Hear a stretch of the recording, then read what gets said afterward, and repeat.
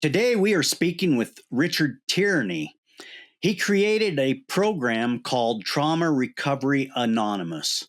Richard, could you please introduce yourself? Let people know just a little more about you, please. Okay, I'm Richard. Really great to be here. Thank you for having me, Ed. Really cool loving these podcasts. Before I start, I want to thank people like yourself. We wouldn't have a chance to speak if it wasn't for people like yourself who started these podcasts. So for that, first of all, I want to say thank you very much. My name is Richard Tierney. I'm originally from Ireland. I'm living in Thailand. I'm now married. I've got two the young adults now. They're both going to university. One is 20 and the other is just turning 17. They're both in university. I came from Ireland originally. I suffered. I'm sorry. I cut myself shaving tonight. I should have left the beard on, but I shaved, and I've got two wounds on either side of my lips here. So please forgive those. It's not a camera thing. It's me cut myself shaving in two distinct places. Seems crazy. I told I cut myself once, and I got two. Anyway, that's. So anyway, I come from Ireland originally. I'm married now. I've got two teenage young adults now. 20. I keep telling them they're children, but they're not. I live here, and I suffered a trauma when I was 12 years of age, and it really ruled and defined me. And I was a victim for most of my life. Probably for 40 years, I was a victim. Hated the world, afraid of everybody and everything, and pushed my family away, put my friends away, fear of intimacy, of anything at all, trying to have it reach for me. And I got involved in addictions, just trying to escape. It wasn't that I wanted to die, but I didn't want to live. I felt so ashamed of myself, and I felt I must have caused my abuse. I must have set some signals. So all that kind of stuff as a child who doesn't know how to deal with this stuff was blaming themselves for everything. And I got to the stage where in AA, I got what they call a sponsor. It's like a mentor, someone who teaches you how to become normal again, how to deal with and interact with people. I used to always be going on about my victimhood, and he said to me one day, isn't it time you let that go? And I was highly offended. Who did he think he was saying I should let go of this victimhood? This is who I was. This is my identity, you know?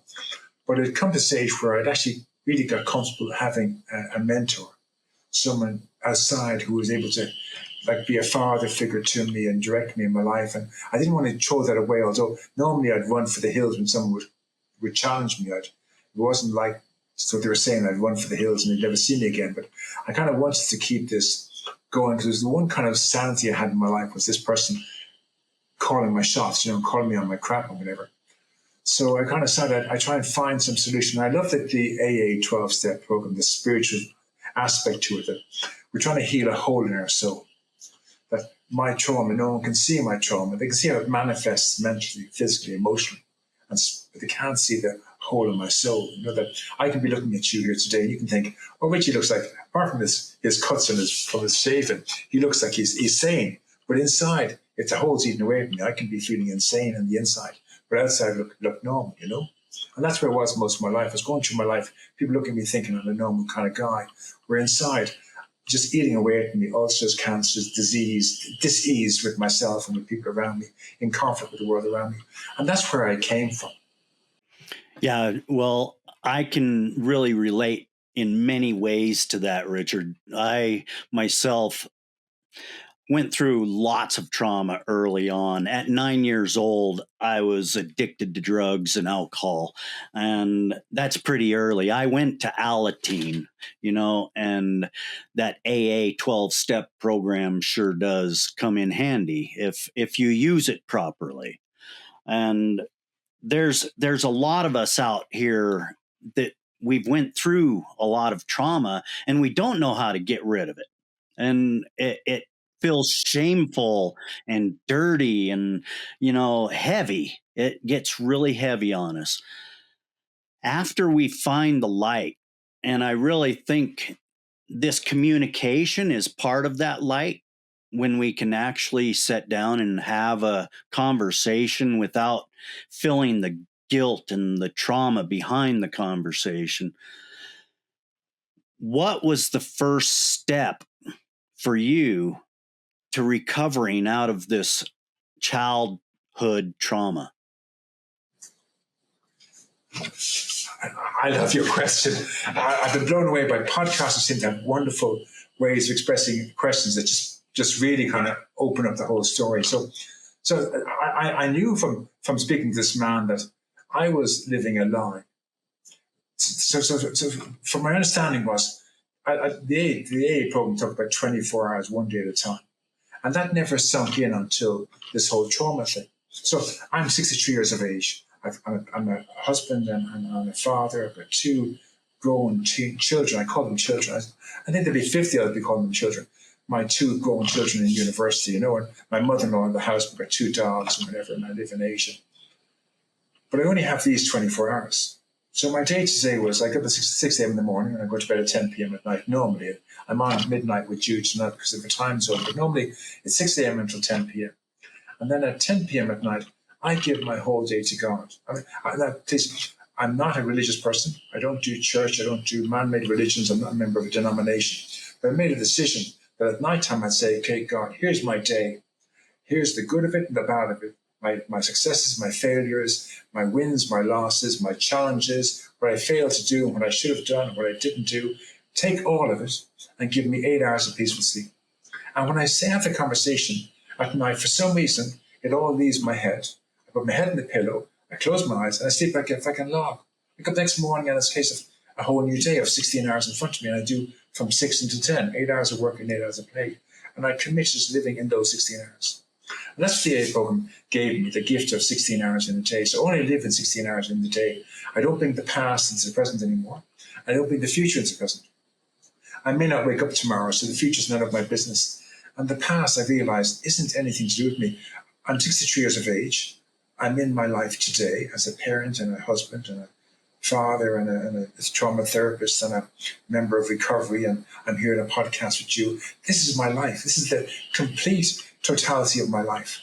What happened 50 years ago didn't happen to the 62-year-old man, because if it happened to that child, was to happen to me today, I'd be big enough and old enough to say, no, that's not happening. Get back, fuck off, I'd kill you. It wouldn't happen to me. So I came to realize that I'm carrying the memory of what happened to my younger self, and I'm carrying sympathy pains for him. But he went through it, not me. Like, I'm a sober person here of 38 years. 30 years ago, I was a chronic alcoholic. Today, I'm not a chronic alcoholic. I'm sober today. I'm a husband and a father. 38 years ago, you wouldn't trust me with your own children. You wouldn't trust me in a job. You wouldn't trust me behind the wheel of a car. But today, I'm trusted behind the wheel of a car. I'm trusted with my children and other people's children. I'm trusted in my daily routine. You have me on your podcast. If this would be 38 years ago, you wouldn't leave me near the camera. Fear I'd make some show or. So I can't be in two places at once. Either I'm here with you today, or I'm a 12-year-old child 50 years ago. But I can't be in both places at once. So that was my trauma. My understanding of trauma was I only exist today. So what happened in the past didn't happen to me. So it's not my job to get vengeance or justice for what happened in the past. It'd be like I always think of, Ed, if you and I were close friends, and if you broke your leg, and I decided to put my leg in a cast and take medication for your physical pain, what benefit would that be to you? I'm walking around with my good leg in a cast, taking medication for your physical pain, medication for your emotional pain. How is that helping you recover? And then 6 months later, your leg comes out of the cast and you're fine. And 10 years later, I'm still walking around with my leg in a cast, still taking medication for your physical pain. And you're past, it's over. How is that helping you in any way? And then the worst question is, when is that no longer about you and all about me? That's happened with my trauma. I was no longer about the 12-year-old child. I had taken ownership of it as though it happened to me. And it hadn't happened to me. It couldn't happen to me because I'm a grown adult. If that person came near me as a grown adult, I'd kill the fucker. He wouldn't get anywhere near me. That was a 12-year-old child who lost their innocence, not a 62-year-old man. So that for me was a turning point. I realized I had to find some way of teaching people how they could separate from the past and give the past back to their younger self. That's interesting right there, Richard. The comment, I had to teach someone. How big is that when we actually develop the skills to be better in ourselves? Is it a natural thing that we want to help others recover? Well, we're human beings. We're okay. The AA program gave me an understanding of God, which is completely different to the God I knew growing up as a Roman Catholic. And even I tried joining a Baptist church, it didn't work for me. I tried joining a Protestant church, it didn't work for me. tried to go back to my Roman Catholic faith, didn't work for me. Went to a Jesuit church, didn't work for me. Went to a Presbyterian. Organized religion doesn't work for me. I just realized that. It's like in AA. There's some meetings that work for me. There's some other meetings I can't stand. We're all personalities. We don't all fit in. There's people who can't stand me, people who dislike me, and there's people who like me. That's just the way life is. Not everyone's going to like me. Everyone's going to love me. And the same way, certain normal people I can't handle. Other normal people I love, And other addicts I don't like, and other addicts I love. I'm great with other AA members. I'm not great with members of other 12-step groups. We're just different people. We just think different. We do things differently. So I don't get on well with addicts, and addicts don't get on well with me. I never did drugs. I'm not the same mindset as someone who uses drugs. And that's not saying anything bad about someone's drugs. We're just different people. We're like different tribes. It's like I love this concept of when I was born into my parents' tribe. Now, because I'm born into my parents' tribe, it doesn't mean that my parents are my tribe. My parents were hardworking family people in Ireland. Now, if I want to be a dancer or a songwriter or a footballer or a sports player, I'm not a member of my parents' tribe. They may want me to be a doctor because all their family were doctors, and I want to be a dancer. It just means it's not that I'm saying wrong. It's just I'm not in my tribe. When I find my tribe, I fit into it. And in AA, I found my tribe. I am not a member of the NA tribe or the GA tribe or the OA tribe. I'm a member of the AA tribe. And I feel at home. Again, I tried Roman Catholic faith, didn't work for me. I'm not a member of that tribe. I'm not a member of the Baptist tribe or the Anglican or the Protestant. They're just not my tribe. Nothing wrong with them. They work for some people, and for some people, they're the God's end. But for me, they're not my tribe. So I like the concept of having my own understanding of God.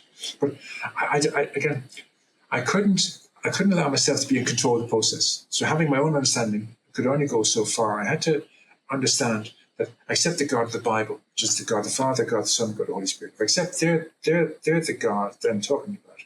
And I have my concept of them rather than my concept of my understanding. If I go with my understanding of God, my God has been nice to me, stand on my side of the street, fight for my battles, and that's me being in control. I could go get you God. So I had to pick a God outside of me, which is the God of the Bible. It's proven, the Bible's been proven by historians and geologists that it's true and that everything in it is true. So I accept that's my God. Okay, he's my God. Now I don't have to go to man-made religion. I don't have to join a denomination, but I can accept that the God of the Bible is my God, and that's what helped me get over.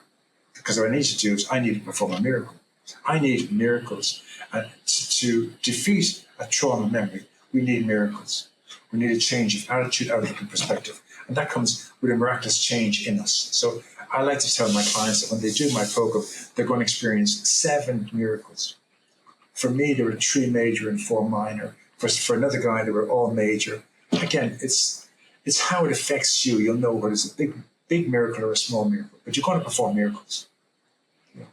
Man-made solutions don't work. Medications and therapy don't work, but spiritual solution does. Sorry, go on. No, that's fine. It's a good conversation. God is the center of everything in many ways to a lot of people. And I really see those that deny God, they tend to have problem lives. And that's my own opinion. I'll stick with that. And I think we all need a higher power.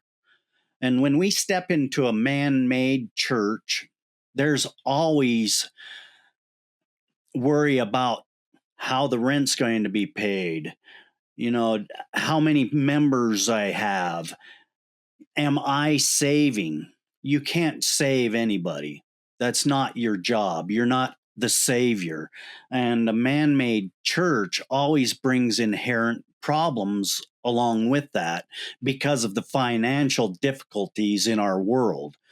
So I really think that spirituality is a personal thing between you and God, whoever your God might be. And, to me, there's one God. You have to really find that. And it's a journey within your life. I remember being young, and I would go from church to church looking for, well, what's inside this building that everybody needs? Why are they a congregation, if you will? Why does everybody have to feel this is meant for you, this is meant for me? But on the other hand, we have all these different denominations. So there's a division there also. So when we talk religion, I really get hung up on it when people want to say you have to go to church.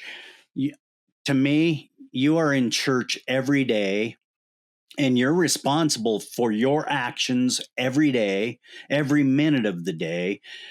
And it's really about owning up to your responsibility as a human being. You're not going to be perfect, but if you make a mistake, it's all right. And knowing that, you have to be accountable for your actions. I really think that finding that truth beyond religion is where you're going to find comfort. What do you think about that, Richard?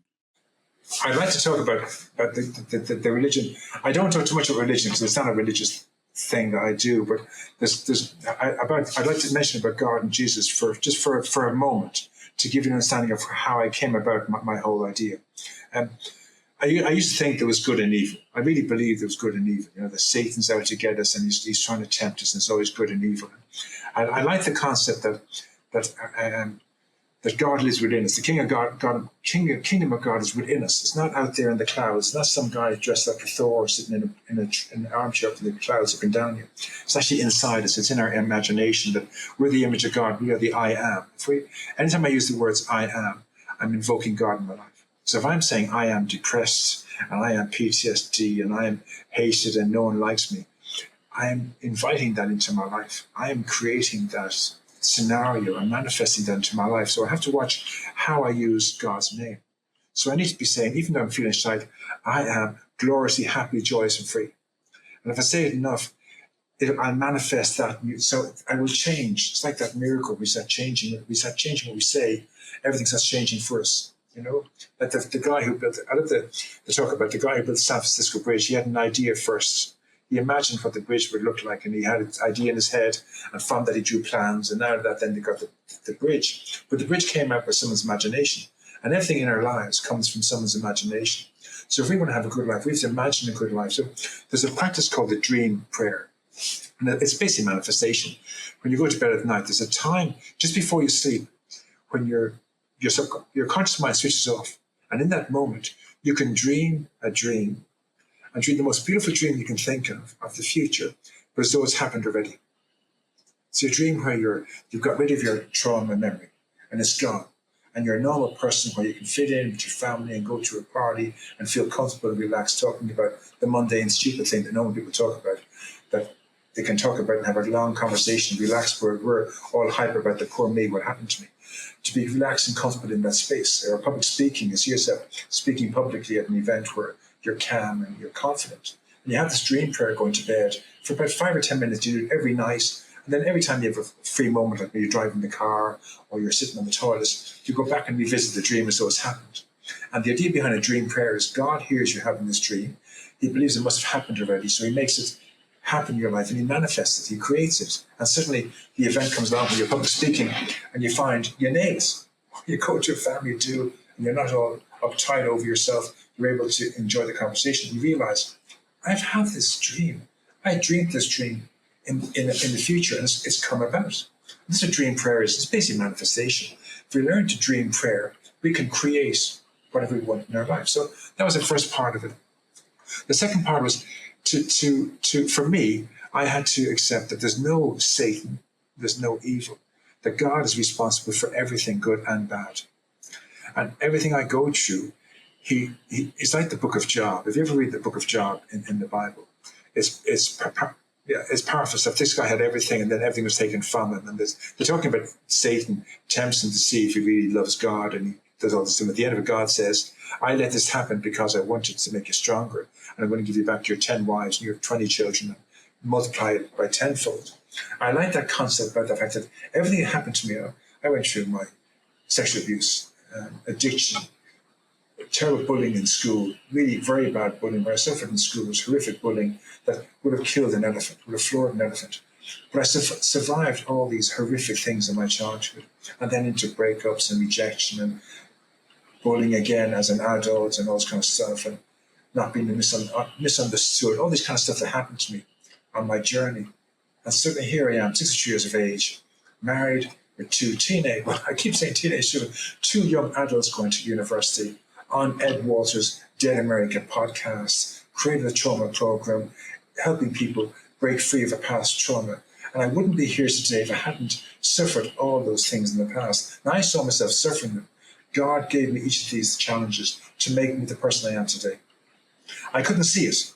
All along I thought Satan's at me, or evil's at me, or someone's trying to block me from God, or trying to stump me, whatever. And looking back, I see there's no Satan. God wanted to make me stronger by suffering all these events so I'd become stronger. What I went through would have floored an elephant. I really believe another child would have probably killed themselves than go through what I went through. I suffered some horrific stuff. I don't want to trigger anybody by talking, but I don't like talking about what happened in the past. I don't want to trigger anybody. So now when I work with a client, I tell the client, we don't talk about what happened to you. You're the person that's going to heal you. What we do is we label what happened for every person as being one label. That's a loss of innocence. So 12 years of age, I suffered a trauma event that caused me a loss of innocence. 13 to 19 in boarding school, I suffered numerous loss of innocence. 19 to 25 in early relationships and being dumped and being made a fool of, I suffered a loss of innocence. And then 25 to 35, again, bullying in the workplace, that kind of stuff, I suffered. So it's all loss of innocence. So we can't compare our trauma with anybody else. That's the worst thing we can do. And if we tell people our trauma, they'll judgment against what they've heard before. And again, we label everything as a loss of innocence. And my loss of innocence, and so if you were a veteran and you look back on your younger self at the age of 18 enlisted to fight in the armed forces in a foreign war, their loss of innocence is whatever happened in the war. It's just called a loss of innocence. Before they grew up knowing that man couldn't harm man, and then they experienced an event where they saw men perform horrors on other men. That was their loss of innocence. Mine was a sexual one. Someone else might have married into a narcissistic abusive relationship. That's their loss of innocence. If we just use the label loss of innocence, I know what that means to me. So I'm not feeling threatened or triggered by saying loss of innocence, because I know exactly what it was for me. You say loss of innocence, you're not comparing with me. You know exactly what your loss of innocence was. And same as someone else who was a veteran, someone else who's in a relationship, someone else who saw 9/11. They just label it a loss of innocence. And by labeling loss of innocence, they're not triggered. They're not going back into the trauma. It's just a loss of innocence. So that's the idea with the God thing, is the case of, if we can accept that God's in charge of everything, then it helps us to break free of this, because we realize what happened in the past was part of my learning curve, was part to make me stronger today, but isn't meant to define me who I am today. So what happened in the past is not my job to get vengeance for it, get justice for it. It didn't happen to me. But like me getting vengeance or justice for you having your leg broken by some fella, that happened to you, didn't happen to me. You can fight your own battles. It's not for me to go around fighting Ed Walter's battles because he was attacked and mugged. None of my business. I can feel for you, but it didn't happen to me. In the same way, what happened to that 12-year-old child didn't happen to me, or the 13-year-old child, or the 18-year-old child. It didn't happen to me. It happened to other people. And I have to stop fighting their battles. And they don't even want me to fight their battles. They're thinking, what the fuck are you doing coming in trying to fight my battle? You go off and I've sacrificed so much so you'll be free today to have a life with your wife and your children and Ed Waters and everyone else in your life. Would you please fuck off and live your life and stop coming back into the past and taking my shit and giving it life in the future? That's kind of the idea behind it. Yeah. So you talk about there can be no effect when the cause is removed. That's basically what you're outlining right there then, cause and effect. Yeah. Well, that's what science tells us, that if there's no cause, then there can't be an effect. I mean, if you look at modern therapy today, we treat the effect. We treat people for PTSD or depression or you know or any condition, any disorder. That's we treat the disorder, but not the cause of the disorder.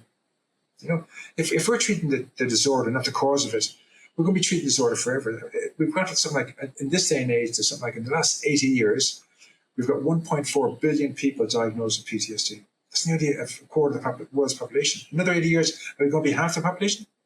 We're treating the effect and not the cause. But if I treat your cause, so if I work with you, Ed, and I get you to give your past back to young 17-year-old Ed or young 12-year-old Ed, and you have this spiritual experience of out of body, you see it, giving it back to your young Ed, and young Ed saying, thank you for giving my shit back, Ed.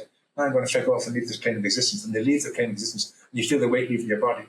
But once it's gone, it's like all the stuff you've been doing with your therapist for the last 10 years, suddenly there's no longer, they may ask you, how does that make you feel? Sorry, it's nothing to do with me. What happened to Ed's leg has nothing to do with me. It doesn't make me feel anything, you know. It's not, what happened to my younger self doesn't affect me. It's nothing to do with my life today. My life is these 16 hours with my wife and my teenage adult children and my mother-in-law and the dog, you know. And when we can separate from the past, with the cause gone, there's no longer any reason for the effect. So then we did the 12-step program of trauma recovery anonymous, trying to do all that learned behavior. Yeah, I kind of like the KISS, keep it simple, stupid, because when we really keep it simple instead of piling all of these thoughts and traumas on top of us every day, when we wake up in the morning and our feet hit the floor, it's your choice every day how you want to, number one, respond to anything that comes your way, and number two, how are you going to make your day better? Because if we wake up and something automatically triggers us, we have to work on trying to make the day better from the very first instance of whatever triggers us. How do we locate and identify our trigger points so we can be on top of those negative feelings that those trigger points can actually put us into? Sorry for smiling. I love these questions. They're wonderful. I wish I could think of these questions before and give them to you and say, ask this question, Ed, when we get there. But like, you're coming up with these questions that are just mind-blowingly wonderful, you know, very simple, but are very astute. So the thing is, we have to understand, if the past didn't happen to us, then we can't let it trigger us. So all that, we could do a list of all the things that we're triggered from and say, none of my business, none of my business. Again, I have to be very careful here, because you can't just say to somebody, okay, it didn't happen to you, ignore it and let it go. Because you have started to define yourself for the last 10 or 20 years, and you become your identity, you've been going to all the support groups on us, maybe the veteran support group or the narcissist support group, and you've been a member of that group, and you've been a speaker of that group, and a voice and a chairperson and all that kind of stuff. And suddenly I say to you, yeah, this didn't happen to you, walk away. It can be very hard to walk away from your identity if your identity has been victim. It's nearly impossible. It really, so this is the big challenge we have, because the whole world says you're a victim. Celebrate victimhood. I mean, social welfare give you all these benefits for the veterans, for PTSD, and for all these different conditions. And a part of that life of veteran is you get all this social welfare benefits for PTSD and therapy and all this kind of stuff you have coming on top of it. And there's a huge dependence upon the state to remain in that status. You know, it kind of stops you from being a normal person in a job doing 9 to 5 if you don't have to ever work, because now you get all this social welfare benefit. That means you need never work, and you can be retired as part of a really strong supportive network of support groups, kind of stuff. But you lose yourself, your sense of self. But the payoff is almost like, okay, and I'm not knocking veterans. I think anyone who's served their country at any level should be entitled to all that social welfare, whether they stay with as someone who's been damaged or they recover. So if been diagnosed with PTSD and you all these different benefits, and then you do this program and you're healed, you should still receive those benefits the rest of your life because you volunteered to be of service to your country. I don't think they should say, well, if you stop doing PTSD, you lose all that income. I think anyone who gives their life for the benefit of their country or the world, Army, Navy, Air Force, police, emergency workers, nurses, doctors, if you serve your country or your world with distinction and you suffer for it, you should be looked after for the rest of your days. You can still get a job, but you don't lose the benefit of, we're not paying you just for the years you worked in the Army. We're going to pay you for the rest of your life because you gave up your years, your good years for the Army or the Navy or the Air Force or emergency. We're going to continue to pay you long after, till the day you die. We're going to make certain you need never work again if you don't want to. But if you do want to work, you're still getting this benefit as well. We're going to reduce your tax. We're going to increase your insurance. So that's what I believe should happen to anyone who's been diagnosed with PTSD. So 1.4 billion people out there diagnosed with PTSD. If you kick your PTSD, you should still get those payments for the rest of your life. That's something I feel very strongly about, but it's not my position to say it. But I want you to know, I understand it can be scary, the idea, if I clear my PTSD, I'm going to lose all these payments. And I haven't worked in 20 years, and I've been dependent on state for 20 years. So suddenly I'm going to step out of that comfort zone and try and find a job, and there's no jobs going, and I'll be kicked out of my home, or where I have my well-being or my welfare, or, and lose all my network of friends. It's almost safer. The pain we know is safer than the pain we don't know. That's the biggest problem we have. For anyone with a condition, it's safer to stay in the pain you know. A friend of mine in AA, a veteran of Korea, lovely man, I love him to bits. One of my sponsors I had in AA, 87 years of age he is. And he spoke about the fact that if he did this program, and he wouldn't do it because if he did this program, he'd lose all his benefits and and he's too old to get a job. He's too old to try and find someone to live without the support. And that's a huge problem. I would love to see some government, Donald Trump is God, saying anyone who's ever served this country gets their social welfare for life, whatever happens, And I think that would be, hands down, the first thing they should do is say, anyone who's served the country, Army, Navy personnel, ambulance, emergency workers, social welfare, social carers, whatever, walking the man at the zebra crossing with this, for kids walking across the road, school wardens, whatever your situation is, you get social welfare for life. On top of, you get a job.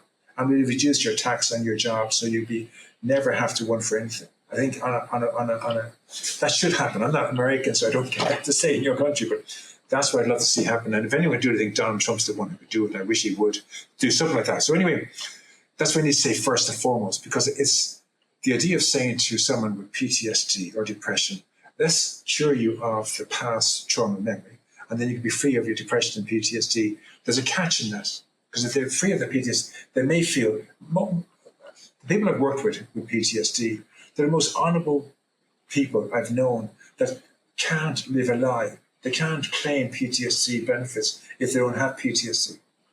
You know what I mean? They're not someone who would be willing to cheat the system, even though the system doesn't take care of them. They've got loads of morals and honor that they wouldn't dream of. I think most young men who go off and fight in the war are this very moral, kind of honorable young people who suffer the horrors of war, and then they still have their morals and their ethics about them, and they wouldn't dream of committing any crime or that kind of stuff. And so you're talking about doing this program, and in 2 hours have your trauma memory gone, do the 12-step program, have your PTSD gone, and step back into the human race. And it's almost like the price is too high. Yeah, it's kind of interesting. We think about trauma a lot in our lives, and it's really one of those big highlights that get overlooked. We find a solution, and that's the answer, and it's one fits all, and I think we really need to re-examine that whole mindset of how we look at trauma in the first place, because like you stated a little earlier in your conversation, my trauma is not the same as somebody else's. Your trauma is not the same as somebody else's. So we all kind of live our lives and we experience traumas daily, but they're not the same. And we really have to remember that in a lot of the ways. Let's talk a little bit about your program, Richard. What is it, and how did you actually come up with it? Okay. Thank you, Ken. I'm loving these questions. I got to work in an addiction center in Chiang Mai in Thailand. Can I mention the name? It's called The Cabin. It's the first addiction center in Asia. A group of four English lads got together and organized a center.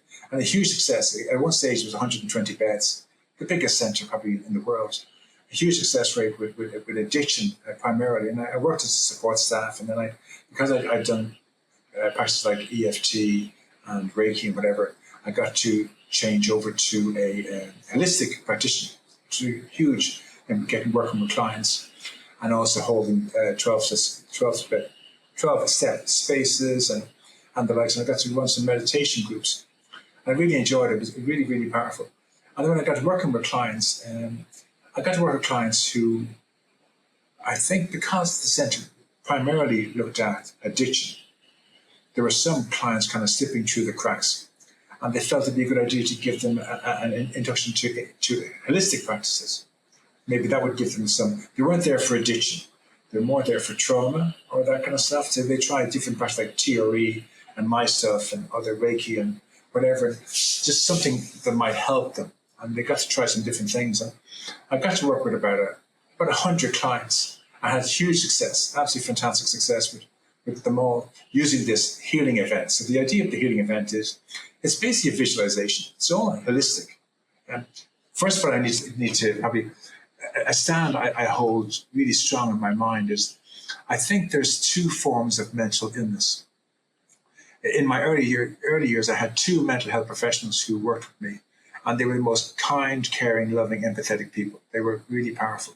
Now, I think mental health professionals are qualified to work with mental illness. And I'm not a mental health professional. I couldn't help you when it comes to mental health illness. I'm out of my depth. I couldn't help you. But I believe that mental disorders are caused by us bringing the past into the present. They cause a dysregulation in our thinking and our feeling, whatever. And that's why the disorder is. Whereas a mental illness is something that you're born with, or you have suffered in an accident, or something happens that affects your brain. So mental health professionals are qualified and they go to college to learn how to deal with that. But the mental disorders, that's why life coaches and holistic practitioners and cognitive therapists can all help with mental disorder, because it's a dysregulation of our emotions and our feelings and our thought patterns. And that's why so many people can help in this regard. So my idea was that, well, again, if it's cause and effect, and if we can get rid of the cause, well then like a 12-step program like AA would be fantastic if we could create a 12-step program for trauma to do the 12 steps to get rid of the learned behaviors of depression, PTSD, whatever that disorder you have is. They're learned behaviors. When we're suffering with something like PTSD or depression, our behavior towards our family and friends become distorted and dysfunctional. We're pushing people away who are trying to get close to us, who love us, because we're so scared of empathy and kindness that we're hurting the people we love, and we're getting divorced from our wives and husbands. And that's all that learned behavior we have to change. So we do a 12-step program, similar to the 12 steps of AA, but different, that helps us to undo all that learned behavior that was so dysfunctional in our lives. So there's two parts. One is the healing event. I call the healing event. It's trauma. It's how to heal any past trauma memory. So I take the clients through 4 sections of this healing event. The first section is 7 spiritual foundation stones for performing the 7 miracles, for changing our attitude, outlook, and perspective around the past. That the past didn't happen to us, it happened to our younger self, and we need to give it back to our younger self. And in those 7 foundations, cornerstones, we actually lay the foundations where we're actually ready to give it away. And then the next 3 sections, the next one is clearing our heads of the stinking thinking, faulty feelings. And then we have to also clean our hands of all the negative energy in our hands, because in the Bible, Jesus healed by laying his hands on people. We've got so much energy blocked in our hands. You know that they talk about the thumb, it holds your anxiety. So you suck your thumb to release your anxiety. Your middle finger is for anger. Give the middle finger. Yeah. So your forefingers for fear. Your ring fingers for sadness and grief. Your little fingers for trust and boundaries. The center of the palm of your hand is for panic. The side of your hand is stress. So these are all these emotions that get locked up in our hands. We have to cleanse our hands of this energy. So we do this practice also, we get rid of the energy out of our hands, clearing this thinking faulty of our head. And then we get to the torso, we actually, in a visualization, we give the past, the baggage we carried on our shoulders. We give this baggage, take it off our back, and we give it to our younger self, and we see them taking it from us. And in that moment, we feel this release in our bodies mentally, physically, emotionally, spiritually, like a big, great weight lifted off our shoulders. And that moment, you know, without a shadow of doubt, that it's gone from your body. It'll be like 2 hours ago, you were suffering with nightmares and flashbacks. Now you're completely peace of mind. It takes about 2 hours. It's quite mind-blowing when you see it happen. And with each of these clients I worked with, I had a shorter version for about 40 minutes. And at the end of the 40 minutes, they would be free completely of their past trauma memory. But I hadn't got a 12-step program created.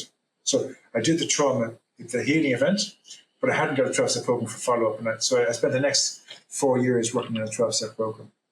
And when I finally got a 12-step, and I looked at AA, and I knew I couldn't use the 12 steps the way they were written. This wouldn't suit for trauma. And I looked around to see if there's any 12-step programs created for trauma. And people had just taken the 12 steps of AA, taken out the word alcohol and replaced it with the word trauma. And that wouldn't work because in AA and in other 12-step programs, we're abstaining from a behavior. We're abstaining from drink or drugs or sex or porn or whatever it is, okay?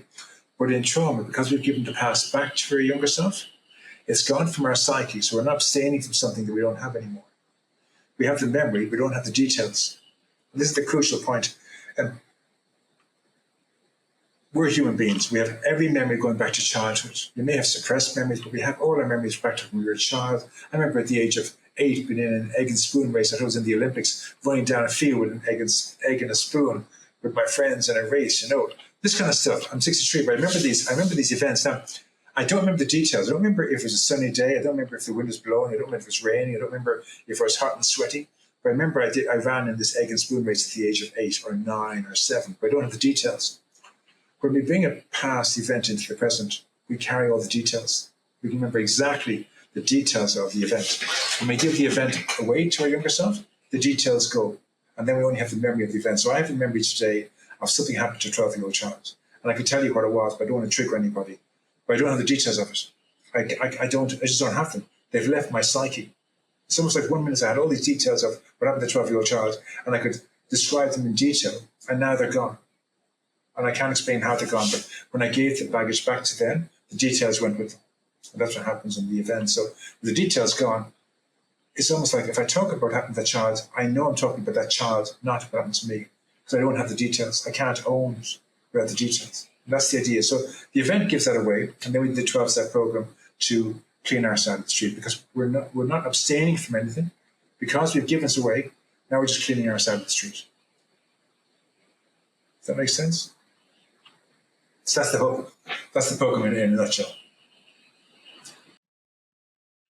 So Richard, when you're talking about the energy zones in the body, is that bringing that Ricky into your? Yeah, well, I love EFT, tapping, and acupressure. They're the two that I've made the most. But again, I've got a friend of mine who does Tai Chi, and his stuff is wonderful. I've got another friend of mine who's a yoga instructor, and his breathing practices are wonderful. I think there's so much more out there that I haven't tapped into. And I can see this program I've created is powerful. But I can see someone else coming along that has EFT and Reiki and acupressure, but also has Tai Chi and yoga, and steps into this space and creates a program that's even 10 times better than what I have. The wonderful thing about holistic practices and spiritual practices is there's a huge whole frontier out there. I've created this program that works. It works. I just know it works. I've worked with 105 people who have all broken free of their trauma, PTSD, depression, So whatever it was, they've broken through of their loss of innocence, and they're free and living their lives as normal people. So, but I know that there's people out there who could probably take this a step further. As much as I say I have God in my life, I think that probably there's some Christian out there who could probably perform miracles. Who could talk to you in such a way that would give you such a calmness that after you've spoken to them, you'd feel this sense of calmness, like they've worked a miracle on you. And again, holistic practitioners, my friends who do Tai Chi, I think if they could learn my stuff and their Tai Chi, they take it to another level. I have no doubt that other people can do a better job than me. But I know what I've done and what I've achieved so far. This program works. And if you have a past trauma memory that's ruling and defining you and you want to be rid of it, you do this program and you're free in 3 hours. Interesting. A lot of that goes back to finding that tribe that you talked about, feeling comfort in where you are. That's really truly what we're all seeking, is the comfort of where we are, and finding others in the same, maybe not same, but similar situations. It can really help alleviate the trauma in our lives. I found podcasting. And podcasting, I say it's therapy for myself, because it gives me a way to express myself, listen to other people express themselves, and then it also helps me clarify my own feelings. So really, I'm wondering, the first part of healing is to really find a place where you're accepted. Is that correct? I love this. Yeah. But I think, but what I like to think is that somewhere, okay, we're having this podcast today, you and I, okay? We haven't met each other before. It's the first time working together. I like to think that somewhere, maybe one of your audience will listen to this podcast. They'll get hope for where they're from. Maybe they're ready to give up on life. They're ready to just had so much PTSD and so many therapists and medications, and they're just ready to kill themselves. And I hate to use that word, but they're at the end of their tether. And they come onto this podcast and they hear this message and it gives them hope. And then they go on, they embrace life and they get past their trauma and their PTSD, and they get to have this wonderful life, and they get married, they have kids. And down the road, in 3 or 4 generations, one of their children creates a cure for cancer or AIDS. Now, no one will ever know that you and I played our part. We won't get the accolades or the recognition for it, but God will know we did our part. Maybe in 4 generations, someone watching this, one of your audience, their children create a cure for cancer or AIDS, and people talk about them and their parents and their grandparents, but no one will know that me in Thailand and you in America, whatever, we had this podcast at midnight in Thailand and whatever, 12 o'clock noon in America, and we played our part. And again, and beyond that is you starting this podcast. If you hadn't started this podcast, you wouldn't have invited me on. If I hadn't started this 12-step program, I wouldn't have been invited on. We've all done something in our lives that's got us to this stage that one of your audience in the future, one of their descendants, create a cure for cancer or AIDS. It's all connected. So I think what you're doing is fantastic. I think the fact that you're holding this space and you're allowing people to come on here and share something that's just against the norm. It's like, I can't speak highly enough of you and the other podcasters who've had me on their shows. I thank you, the bottom of my heart, grateful gratitude I have for what you do here. Well, we do thank you for that. It's really why we do it, because we feel the same way. You never know who you're going to affect. So always be on your best game when you're doing it. And if we're willing and able to do that, you'll never know how many lives you changed. And that's the beauty of what you and I are doing right here today. And it keeps me going. I'll tell you, many times I wanted to say, I've had enough of this. It's just enough. But that particular point keeps me on my game. And I hope, like you stated, somebody listens this today and finds new inspiration and hope. And that's why we do it. Richard, our time is coming to a close. It seems like it just started, and I could go on for hours with you and possibly have you back on for another conversation at a later time. Do you have a call to action for people or a bit of wisdom for people? I do. I actually do. I'm really glad you asked because I'm really excited about this. Again, I spoke about how I think God is the source of everything. I think it's a wonderful out for all of us to accept that God is the source of everything. All your hardships, all your challenges, and all your glory, all your good days. If we can accept that God's the source for everything, we're so far ahead of the posse. There's so many people out there who are disillusioned and hopeless and giving up. And if we can just accept that God has a plan for us. So what I would say to your audience is make a decision to give God a second chance. We all deserve a second chance. I want a second chance at being a husband and a father and a brother and a nephew and a son-in-law and a neighbor and a member of AA and whatever, and a trauma therapist. I want a second chance of improving on the mistakes I've made in the past. As much as I want a second chance, give God a second chance. Try that dream prayer. Just tonight, for the hell of it, when you go down to bed tonight, close your eyes and before you sleep, get into dreaming something that you want to happen and have a dream about it actually happening. In that sleep of almost falling asleep, have a dream of it actually happening as though it's happened already. And then in the morning, redream that dream has happened already and do that for about 3 weeks. And in 3 weeks' time, look back and see if it's happened. Honestly, when we give him a chance, he's just waiting for us. I love this thing about God gave us free will and a book of instructions on how to use it. I remember someone posted, I think on TikTok, he said about God created us so he could enjoy life on this earth. He's just shocked that we're choosing scarcity and poverty and pain and depression rather than choosing abundance of love and life and happiness and joy. We're going around thinking that we're meant to be scared. And the church is telling us that we're meant to be poor and scarce and we're meant to be sinners. And that's a load of bollocks, in my opinion. God wants us to be happy, joyous, and free. And if you want abundance, think abundance. If you want to be a millionaire, think of being a millionaire. Your dream prayer tonight, if you've got no money, you've got no job, dream of someone offering you a job. In the next 3 weeks, in 3 weeks' time, someone's going to offer you a job with the money you need for the job you want. And dream that state in the job you want to do, whatever. And dream and keep dreaming it morning and night, 5 times a day. And in 3 weeks' time, you're going to find someone's offer you a job. You're going to go, this is easy. I'm going to do dream state. I'm going to dream pray every fucking night and every day. And you need never go to a church in your lifetime. Just dream prayer as much as you can.